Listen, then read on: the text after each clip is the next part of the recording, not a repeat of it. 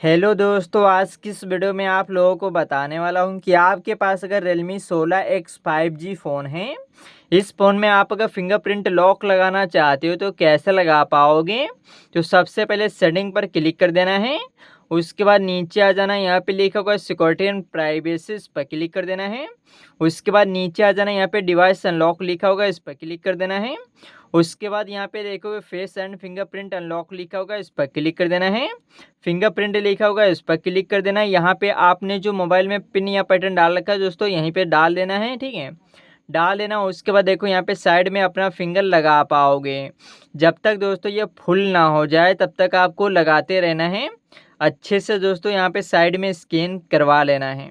तो यहाँ पे दोस्तों ये फुल हो चुका, उसके बाद डन कर देना है, ठीक है। बैक आ जाना, यहाँ पे स्क्रीन हमने ऑफ किया और ये वाला हमने फिंगर लगाया था, ये देखो रख दिया और ये खुल गया। तो आप लोग इस तरीके से फिंगरप्रिंट लॉक लगा पाओगे।